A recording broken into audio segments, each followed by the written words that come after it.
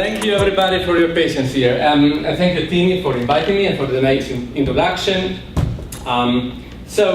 This is kind of a funny title that I've been playing with, and hopefully by the end of this talk you will understand why I have this strange title here. So let me tell you two things about myself. Like Tini said, and when you listed the place I've been, it really made me feel old. So I've been in a few places, but some of the most interesting were at the Jet Propulsion Laboratory, NASA laboratory in Pasadena, where I worked in the past millennium. And I was working in the machine vision group that had applications to robotics. And though NASA, of course, tends to send stuff in to different planets, there were also a number of projects funded by the Army, as probably you can notice, about autonomous vehicles on Earth. Actually, these vehicles were meant to drive off-road. If any of you have heard about the DARPA Grand Challenge of a few years ago, this was pre-Grand Challenge. Anyways, so these are robots of different types, and they're all characterized by the presence of multiple sensors. And there are also all sorts of sensors that we use. We use cameras, stereo cameras, infrared stereo cameras, laser rangefinder, radars, you name it, they were there. So about 12 years ago now, I moved to UC Santa Cruz as a faculty member with some more freedom on my hand about which projects to choose. And I thought, hey, we have learned so much about making these stupid vehicles drive around without bumping into obstacles. Can we use the same knowledge to help people who cannot see? I've always been somehow sensitive to issues of disability, and so I thought, hey, let's do something that could be maybe also useful even in the short range. I mean, I think technology, of course, can always be useful at some point, but I wanted to see some benefit in the short range. And so I entered this field that takes the name of assistive technology. In my little mind, I tried to keep separated assistive technology from rehabilitative engineering. The latter having an ambitious plan of fixing what's wrong in your body.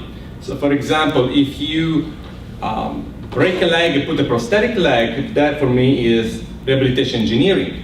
If you can't hear anymore and get a cochlear implant, the beautiful examples of functionalities that are lost and through technology are being somehow fixed. Now, assistive technology is much more humble.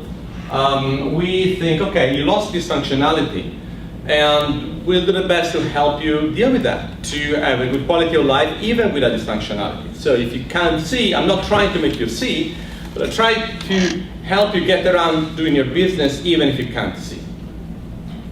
And then, of course, being a faculty member, you have to do all these sort of things that faculty members do. So I started organizing a series of workshops with my longtime collaborator, James Kaplan, whom I want to acknowledge throughout the talk, because we did most of the work that I'm presenting together. He works at the Smith Kettlewell Eye Research Institute, which is a beautiful institute about low vision and blindness in San Francisco. I started the Matter Center. It's a UC center. Matter stands for Maximizing Abilities Through Technology, Education, and Research, where there are multiple faculty members from multiple UC campuses in the health sciences, psychology, and engineering. I'm very proud of a class that I started, and now we teach it twice a year. It's a general education course about disabilities. The title is Universal Access, Disability, Technology, and Society. And basically we talk about disability for a whole quarter. We invite people with disabilities. We try to study the role of technology in supporting the life of these people.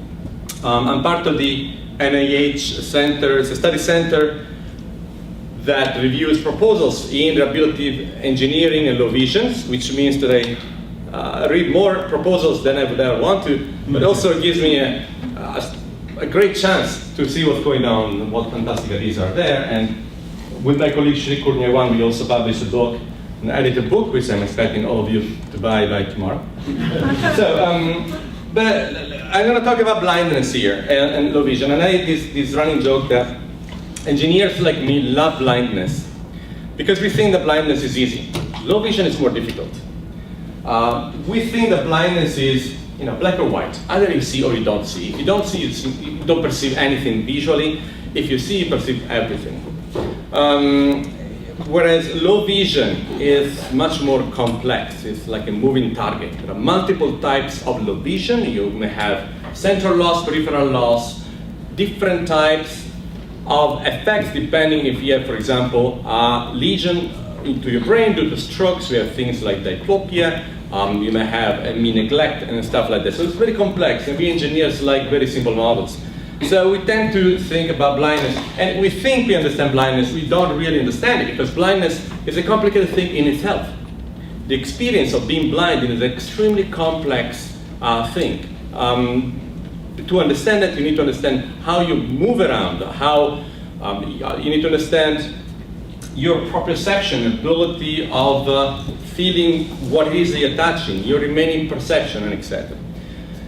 But I thought I would start with a little statistics here, just to give an idea also of the type of population that I'm addressing here. And that's very important for engineers like me, because if we want to create products, we need to understand who is the population that might use this product. So I have a big pie chart here. The whole pie is the whole population of the United States, about 300 million, if I'm correct. The yellow sector shows people with significant vision loss. These are people that even with glasses have some problems. They get around, they might even drive a car, but they feel that they have some problems. The narrow green sector is people who are legally blind. Now, each country has the definition of legal blindness. In the United States, you're legally blind if, in your best corrected eye, you have an acuity less than 20/200, which means that to see a letter of a certain size, you need to be 10 times closer to the letter than a person with normal sight. Or if you have tunnel vision, which means that in your best corrected eye, you have a field of view of 20 degrees or less. 20 degrees is a very narrow angle. If you have tunnel vision, which is due to multiple diseases such as glaucoma or retinitis pigmentosa, you have problems going around and bumping into things. You might be able to read stuff, but you bump into people and things constantly, and certainly shouldn't be driving. The super tiny red line is the population which is blind. These are people who have only light perception. It's fairly difficult to find a blind person who has zero light perception. Normally, these are people who either had some neural issue, typically in their brain or in the optical nerve, or people who simply don't have their eyeballs anymore. Because otherwise, most people who are blind do have some sort of light perception, and that kind of help them for some tasks.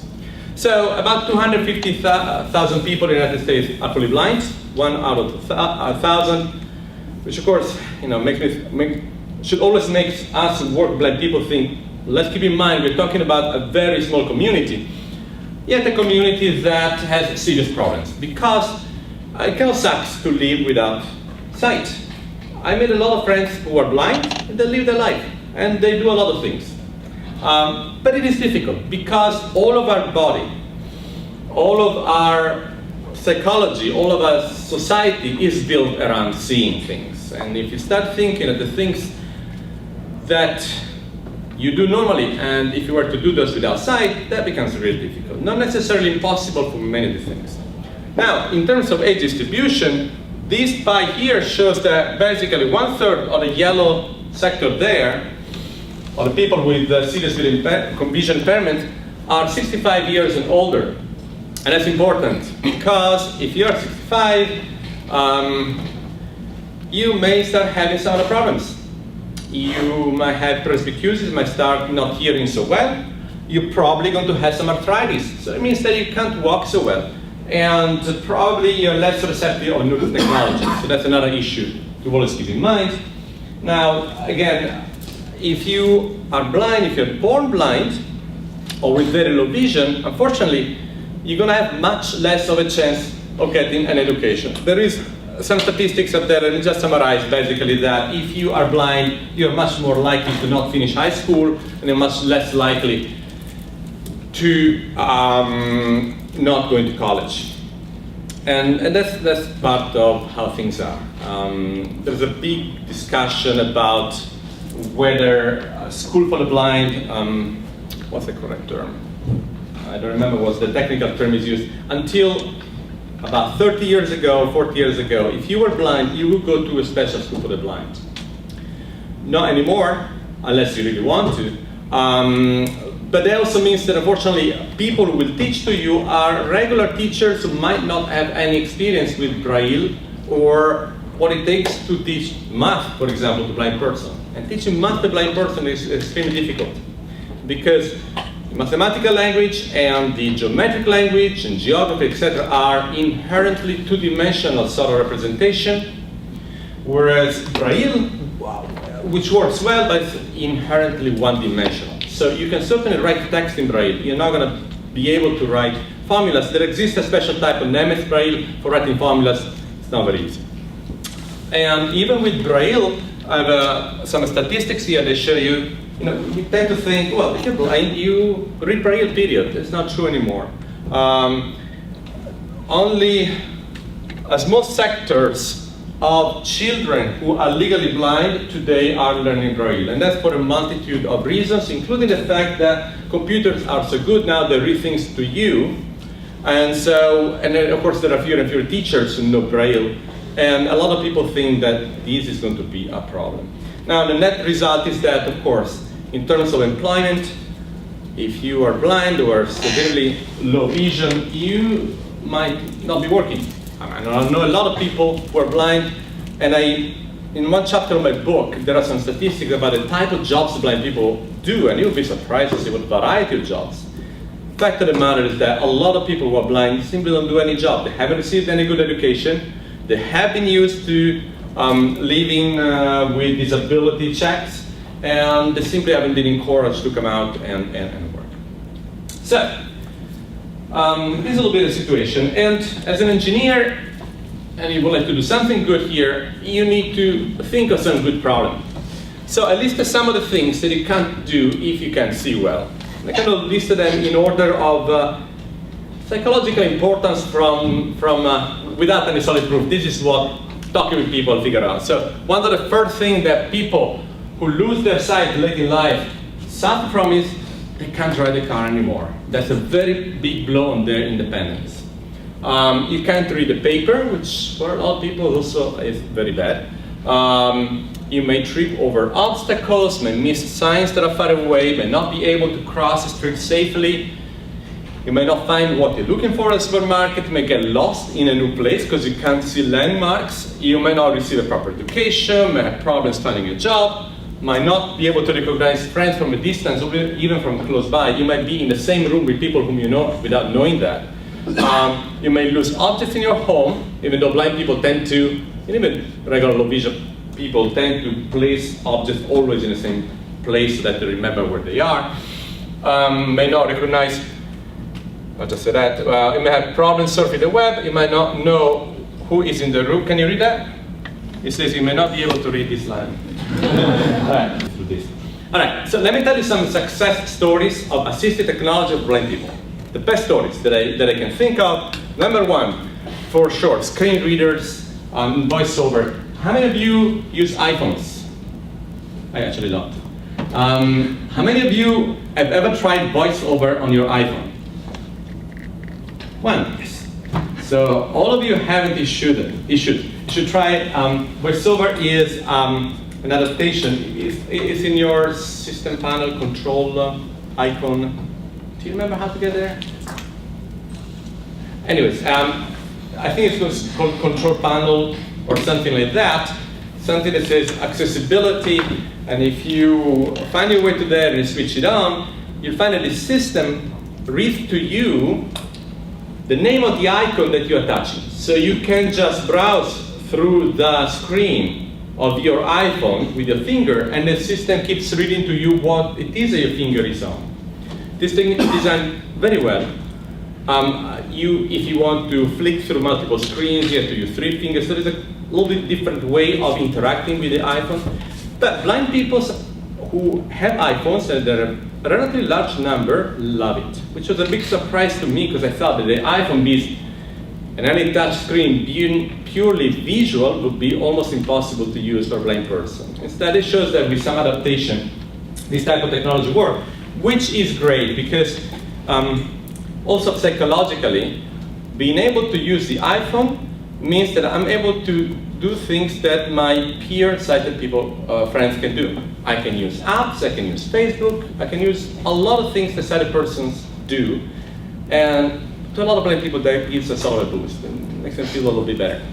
Anyway, screen readers have been out there for many years. And these are applications on your computer that read what's on the screen for you. Some you have to buy and spend a lot of money, some are already in your operating system. Apple has been pretty good with that. Now, you can imagine that if, as a blind person, you can access computers and internet, wow, all of a sudden you have access to a world of information. You can make friends online, you can exchange emails, have your Facebook page, Twitter, whatever, and that makes a huge difference. So to me, that is the #1 success of assistive technology. If you can see but not well, there are some screen magnifiers that allow you to basically expand on your zoom and to scroll this expanded version within the viewport of your computer. If you know Braille, there exist Braille interfaces that have refreshable lines of Braille characters with the little piezoelectric pins that stick up. They're very expensive, unfortunately. There's a very large number of products that simply work as a larger, digital sort of a larger for books for you. Other examples, GPS, accessible GPS. A number, not very large, but a number of blind people do use GPS when they go around. Optical character recognition has been out there for many, many years. Normally you would, in order to digitize a book, you would take a book, put on a flatbed scanner, and then OCR will read it for you. And now you can do that on your iPhone, on your Android phone, whatever you want. Although there are some problems which I'm going to talk about more later. Money reader, even some sort of object recognition. These are a little bit more advanced sort of things. Now, I'm going to address two basically applications. One is wayfinding, one information access. So wayfinding, the ability of going to places and to find a way to different places is obviously something very important, something that it's a skill that we need to develop. Some of us are very good, some of us are not very good at that. I am a disaster in wayfinding, but I can read a map. My wife is very good at remembering places, but she can't read a map. So there are complementary skills in here. Now, if you are blind, wayfinding is very difficult, which means that if you go to any place new and you want to find the restroom in the doctor's office, and there is not somebody there who can take you to the restroom, that could be a big problem. In fact, the truth of the matter is that a lot of blind people hardly ever go to new places by themselves. They always have a sighted companion who will go with them. And if they, for example, they start a new job as in a company, for example, as a software programmer, they typically will have a person who walks with them to multiple places, to the bathroom, to the kitchenette, several times until they learn the routes and they're able then to move around by themselves. Once a blind person is familiar with a place, normally they can move around very well. This is different from mobility. What is called mobility is ability not to bump into obstacles, which is that's the reason why the vast majority of blind people use white cane or a dog. That helps you avoid obstacles, avoiding tripping onto something. Wayfinding is the ability of finding places. Now, how, as a blind person, can I do wayfinding? Well, let's first see how. Oh, I just wanted to mention this. Just added this. I was in Japan for 3 weeks, visiting IDM Tokyo this spring, and I had the best example of wayfinding. In fact, in the question how hard it is wayfinding without sight, I found the answer. I don't know if you guys have ever heard about the Kiyomizu Temple in Kyoto. I found out that even a lot of Japanese people never heard of that, but it's one of the classical places where you go. And in the Kimitsu temple, which is really beautiful, there is a little terrace, where there is the love stone. And there is a little legend there that says, look, there are two stones at a certain distance, probably 10 meters from each other. So representing like these two stones here. And if you are able to start from one stone and with your eyes closed to walk straight until you reach the other stone, then the love of your life will be, you will find the love of your life.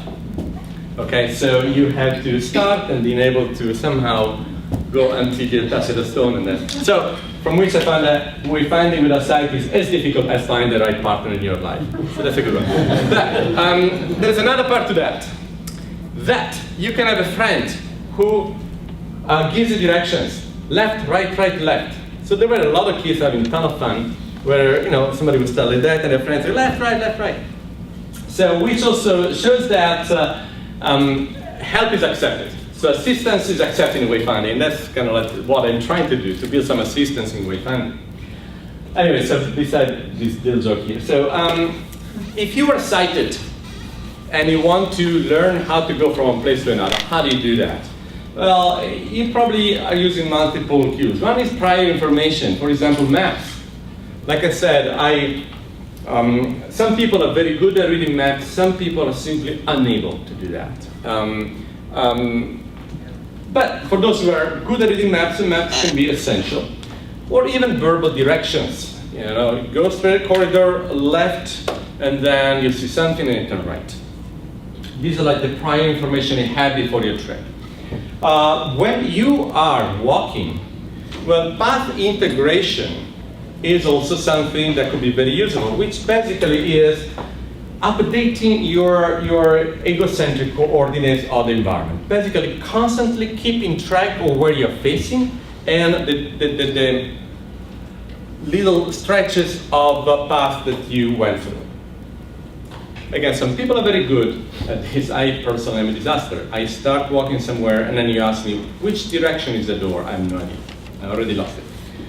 So and that's the mapping with blind person, of course. Basically, also this means remembering, having paid attention to the path that you took and to the turns that you're taking, etc. And then there is something that sometimes is called piloting, which means using external landmarks, which of course are very useful, to orient yourself, possibly reading signs and noticing the landmarks. How does a blind person do this? Well, in a very similar way, really. Maps. Well, there exist maps, tactile maps. There is something that fascinates me, and actually something that I'm starting working on now, how to efficiently represent graphical information in tactile maps. There exist maps, but are not used very much. And I'm not very clear exactly whether it's a convenient thing. If you have a tactile map, you need to carry that, and usually it's a bulky thing. You can emboss that on a piece of paper, you can carve it from somewhere. There are some buildings that have beautiful tactile maps that are somehow carved off wood or something. Verbal directions are used very much by blind travelers, but those who actually dare to walk alone, please keep in mind that a vast majority of blind people simply will not walk alone in new places. But those who do, oftentimes they exchange information, and the way they exchange information tends to be somewhat different from the way sighted people exchange information. There are some studies about that. Path integration, absolutely. Some blind persons are good at that. And they also do some things that maybe we normally don't do. Oftentimes they count steps from one place to another. How often do we count steps? We don't really do that. But if you're blind, that's something that could be very useful. Count turns, and etc. In terms of piloting, which is sensing the environment, yes, blind people do sense the environment, but obviously not with using visual sensing. So they might feel things, they might hear that they are in a large room or in a narrow corridor. Some people are able to click with their mouth and hear the distance to a wall in front of them. Not very many people are able to do that. They may feel, for example, the terrain cover, if it is carpet versus hardwood versus grass. If they can read Braille, they might be able to read Braille signs. I don't know honestly how often the Braille signs they have outside the doors in all these buildings because of ADA mandated are actually read by blind people, because you first need to find the sign. And it's not very easy to do that with a sign. And they certainly notice landmarks. Now, one thing that is very important if you develop technology in this field, I just wanted to interject that. Something that an engineer always needs to consider is whether you want to build something in terms of infrastructure, you want to change the infrastructure of a place in a way that makes it more accessible, for example, facilitate finding a way for blind people or persons with disabilities, or not. And this issue of infrastructure versus self-reliance is actually a political issue. There are associations for the blind, like the National Federation for the Blind, NFB, which is very powerful, and they are adamantly against all infrastructure modifications in favor of blind people, which might sound surprising, but there are reasons why they are against that. What type of infrastructure modification I'm talking about? Well, some of these you certainly have seen before, like tactile paving, these little yellow half domes that are placed on the ground to create some texture that you can fill with your white cane. They normally are placed next to ramps.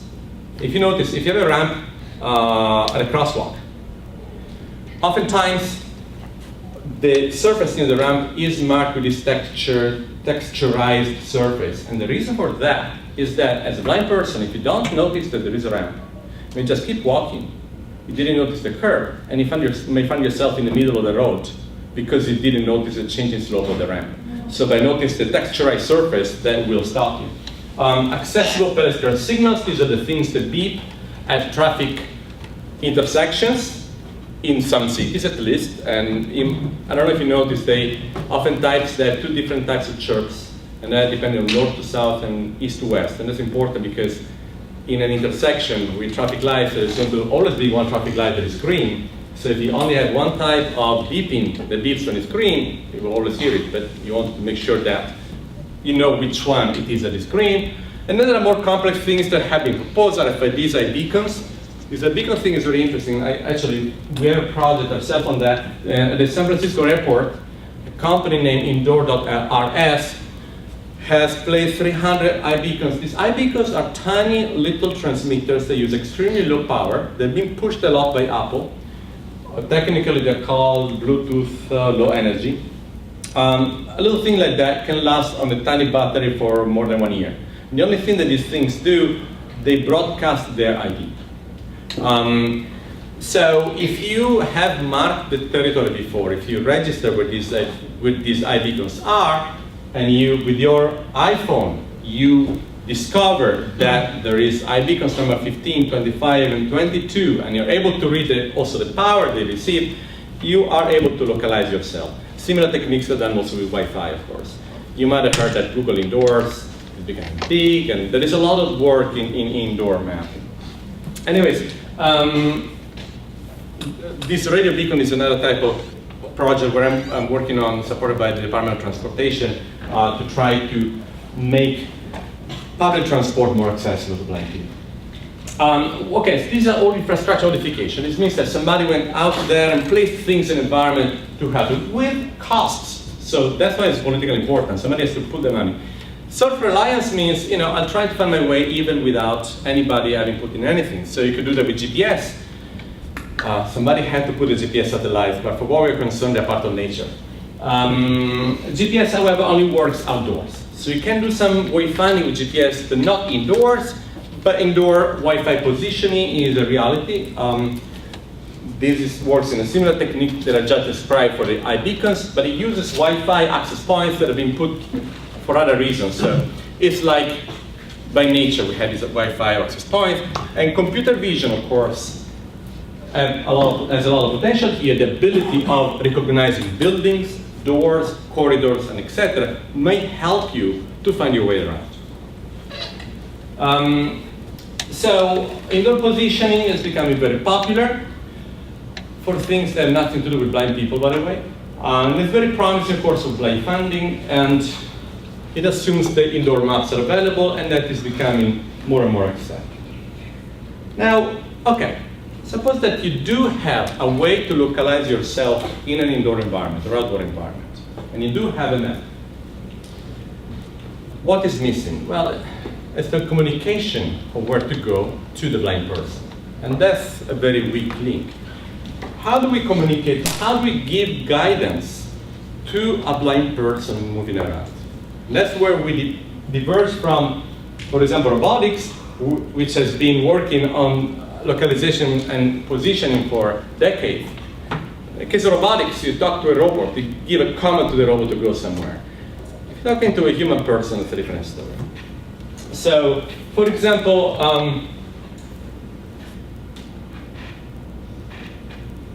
you could think of doing turn-by-turn directions.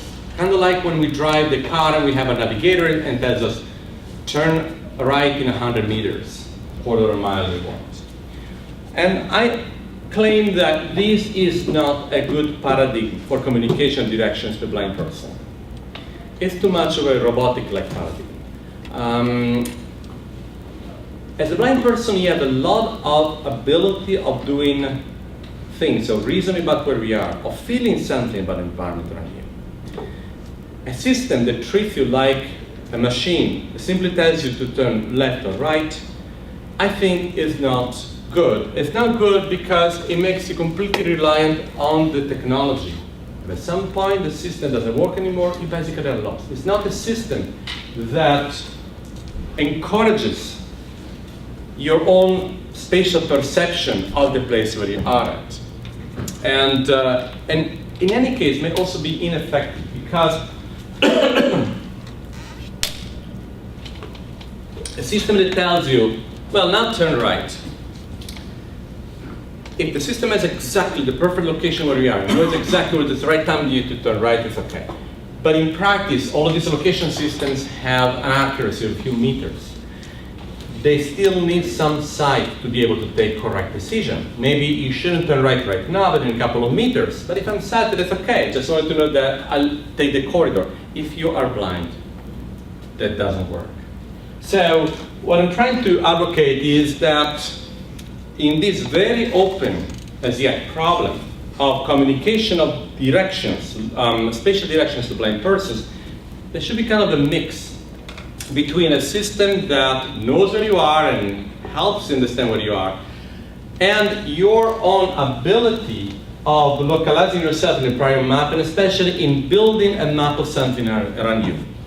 Also because, again, extreme reliance on technology is tremendously dangerous. Systems do break down, and as a blind person, if you are lost somewhere, you're completely lost. Keep that in mind. You may have an exit door 2 meters from you. It could be 2 miles, because you don't know where it is. As part of that, with Tini actually, we started work, we wrote a proposal that was not accepted, but it's something I'm still very interested in understanding a little bit the difference between regular maps that are built for sighted people. This is an example of a map from Google Maps, indoors, which, you probably recognize something familiar. You see here a map of a place, you see a line that says you should go here to go to Starbucks, you're going here. Versus verbal maps or narrative maps. There is quite a culture about these narrative maps. There is even a company by a guy named Joe Chaffee, who is a big expert. He actually had a lot of experience with deafblind, but now he's building these maps of blind people. And I just want to spend 1 minute reading to you how a map, which is verbal, which is directed to a blind person, sounds like. So this is a map. It was built to go from one room to another room in a hotel where a big conference was held. From the elevator of the reception building to the main foyer of the reception building. As you step onto this carpet, you will be oriented towards the main foyer area. 140 feet and to the right towards 2 hours is a curved carpeted hallway leading to the main descending steps. These bring you to the lower level of restaurants and lounges. 35 feet to the left, towards 11, are 4 descending steps that lead to a reception foyer and main entry door. This can also be found by trailing the left side wall. Beside the stairs, you face directly towards the main door, 65 feet away. This is never a map that you give to a sighted person. There is a lot of information here, right? But this is really informative if you cannot see. There are things like a carpeted hallway very good to know, is curved. The number of steps you have to descend, and at each point it tells you where you are facing, so it helps you building your self-localization and environment. So the idea that Tini and Stefano Carpin here used in Merced, and I and another guy, Vladimir Polyukin, had was trying to create kind of a link between a system that knows where you are, that however is able also to provide this sort of verbal direction, possibly automatically, which I think is really the way to go. But what I really want to talk today, and now Tini told me to talk for 50 minutes. So tell me exactly what time you want me to stop. We start a little late? We stopped a little bit. So let's go to 10 after. Is that And enough? after, I'll try to do before that. I don't want to keep everybody hostage. All right. So remember the title is Computer Vision Without Sight. So I'm going to talk a little bit about cameras. Because that's where my forte is. That's what I work on. I work with cameras. So how about wayfinding with cameras? Can cameras be useful? Cameras like help, for example, in a smartphone, you point it forward, or maybe in a wearable system like Google Glasses. Cameras could be useful for a number of things, like finding signs, reading name tags to recognize a geometry of a certain place, count doors in a corridor, etc. A camera could give the visual input that is missing. And a lot of people have been advocating using cameras and computer vision for blind people. But there is a big problem. Cameras need to be pointed at objects. Try to take pictures of things without looking through the viewfinder, without looking at the things you're trying to take a picture of. It's extremely difficult. So there is a little bit of a conundrum here. How, as a blind person, can I use a camera efficiently? How can I point the camera to the right things that I want to point at? How can a system that is meant to support a blind person as a camera, how can it be designed in such a way that the human factors that are pertinent to using a camera with a sight are taken into account? If I use a camera with this smartphone, I will always look through the viewfinder. How can I build a system that helps me take good pictures without looking at the viewfinder?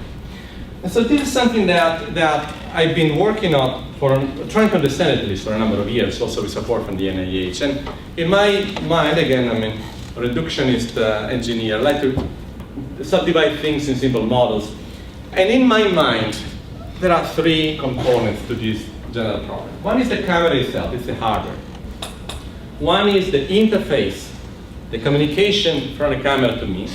And one is the action. I will need to take action. When we use the cameras, we have to point the camera to things.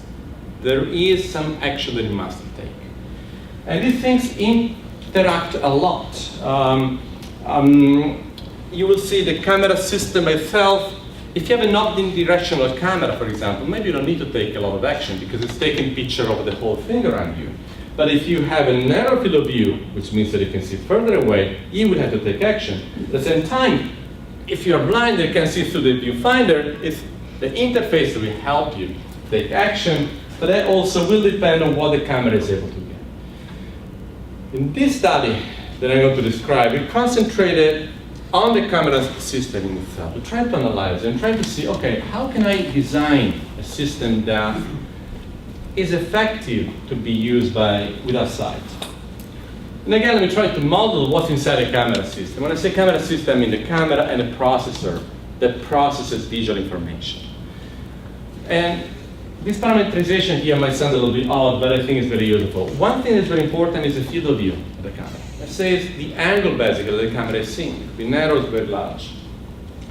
In general, if I have a narrow field of view, I see further away. A telelens has a very narrow field of view.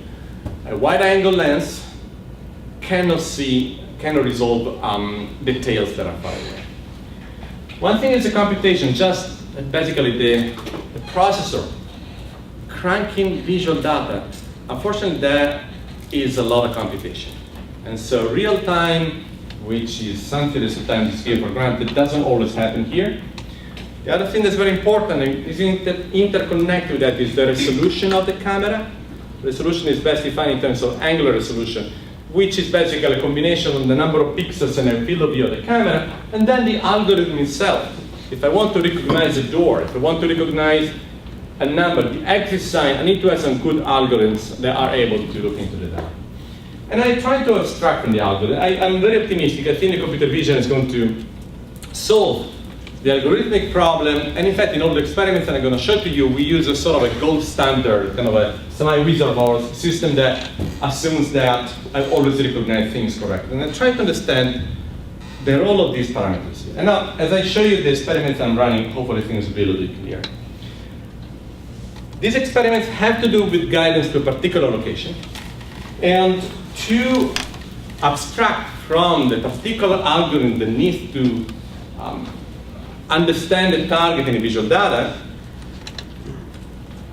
we created a particular type of marker that we use in experiments. That is basically cheating.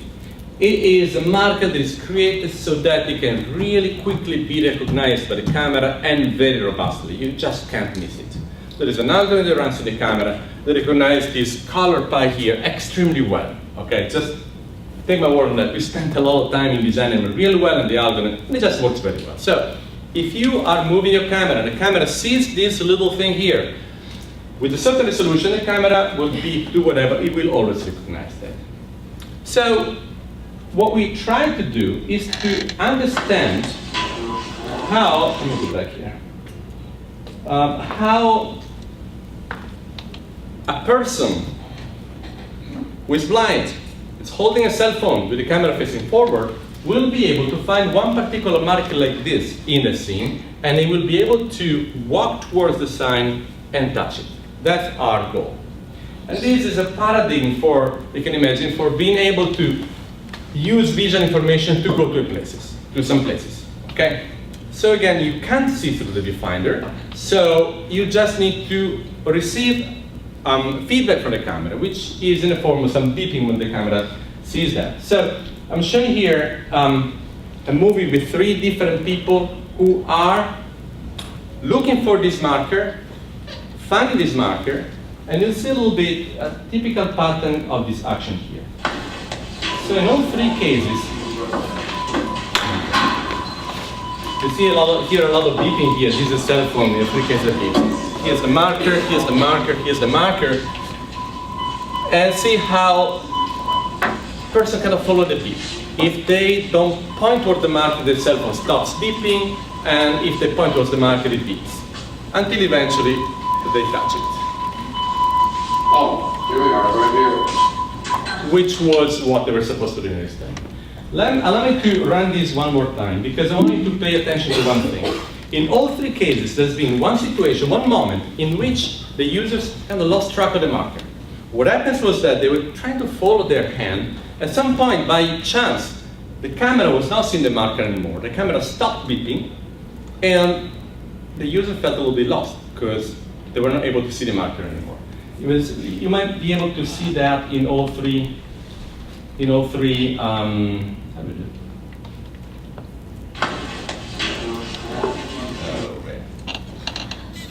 That. In all 3 videos.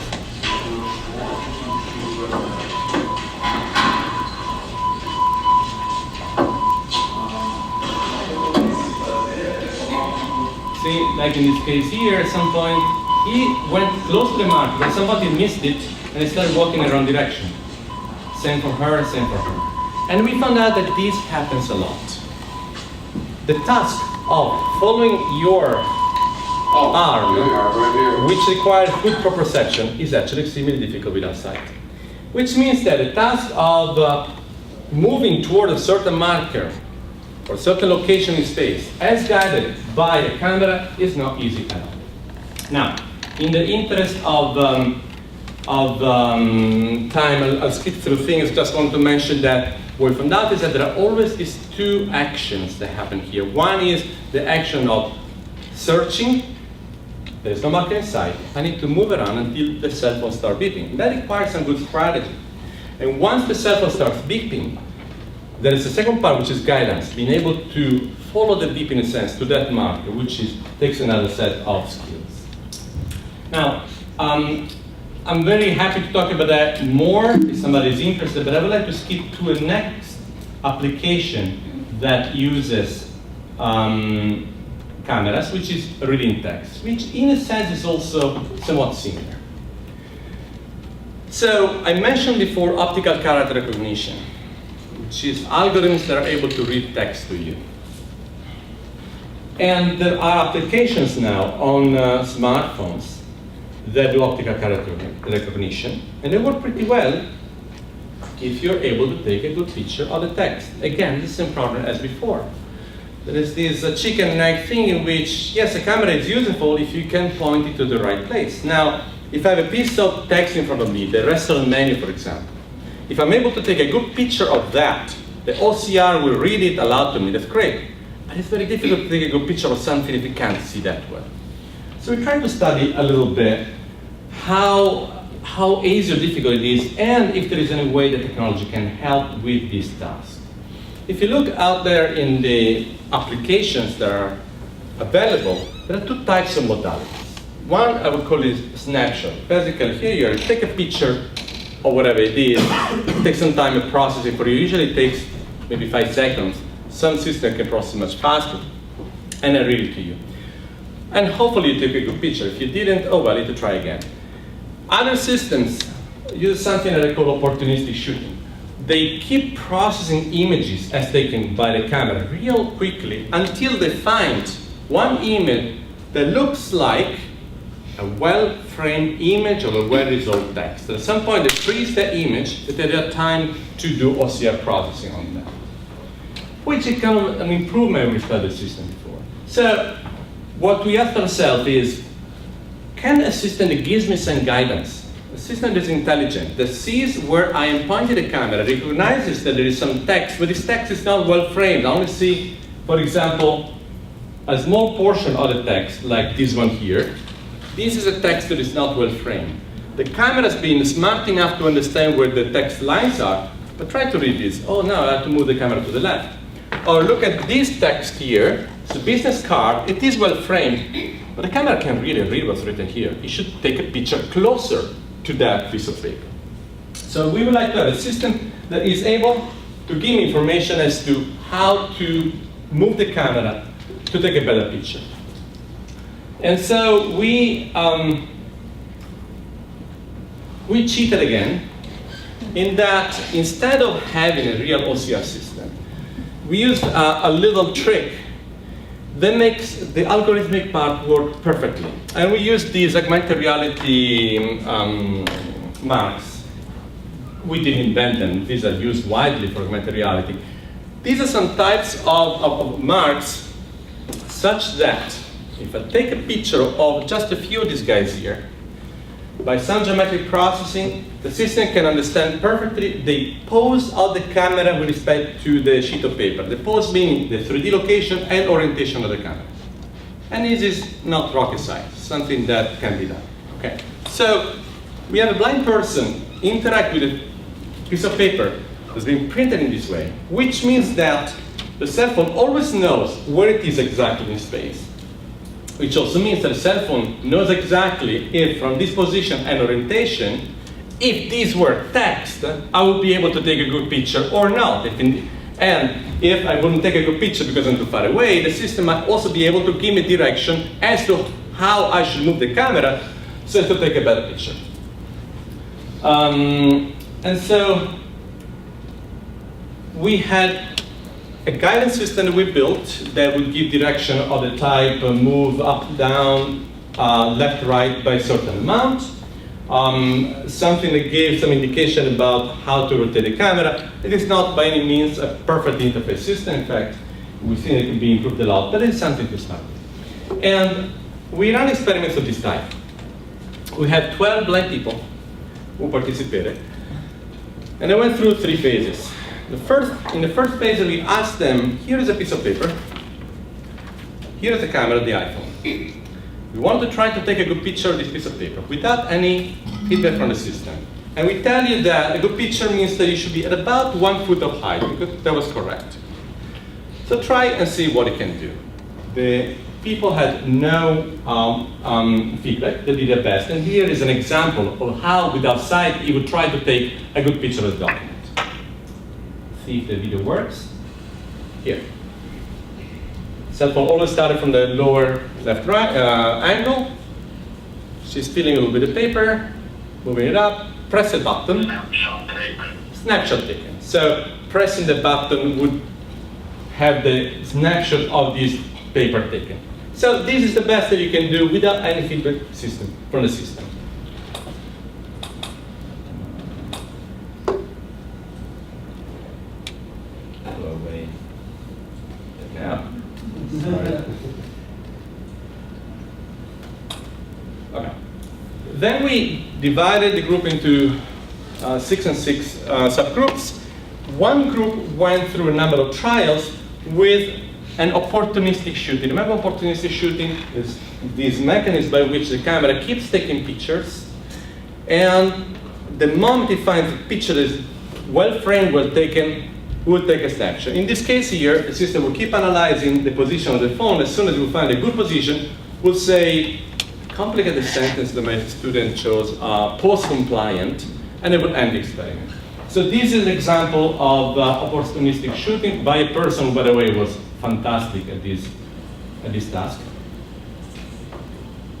So he would move the phone up until the system told him post-compliant, because at that position, that's where a good picture of the document could be taken. Let's try this tricky thing again. I'll wait a little bit. Okay. The other group instead followed a full guidance system. In this case, the system would give guidance to the user, move left, right, up, down, in order to facilitate the person to take a better picture. And this is how it looks.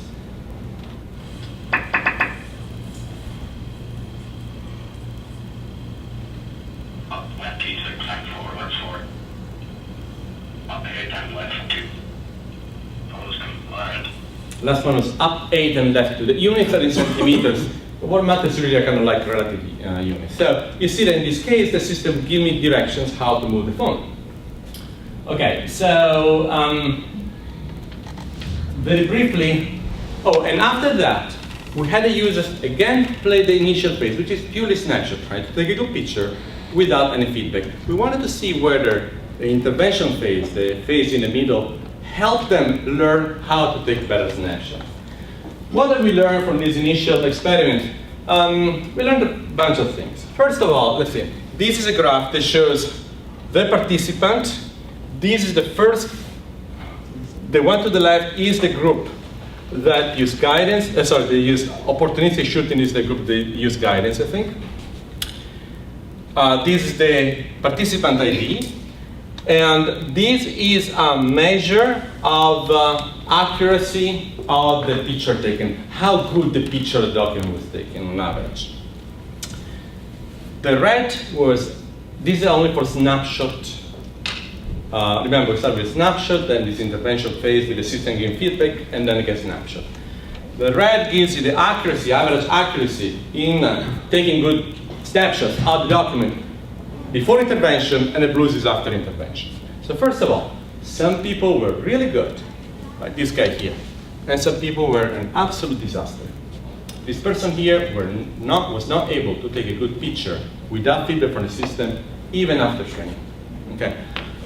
Not surprising, there is a large variability in skills with blind people. In general, there is. Every time you deal with a community like blind people, you have to accept there is a huge diversity in the community and also a huge diversity of skills.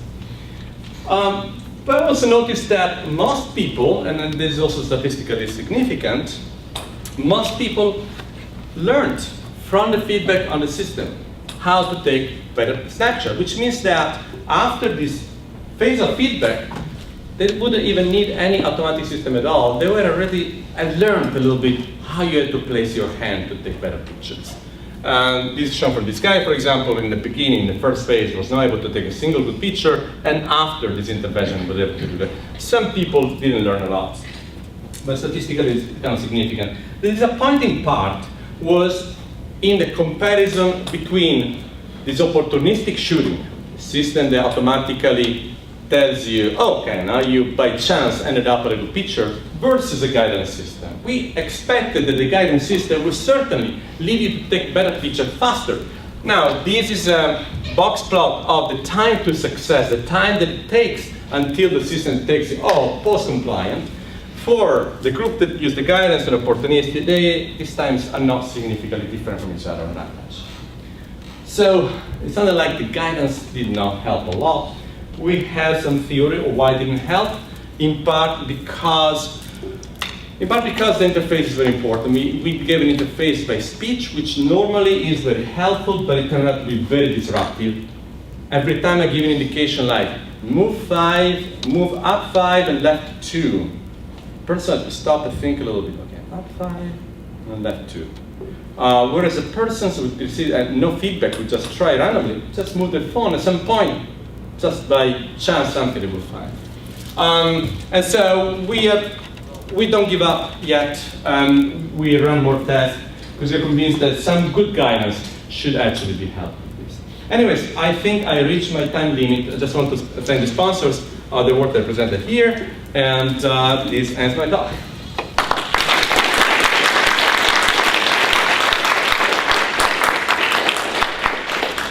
Thank you very much. Great talk.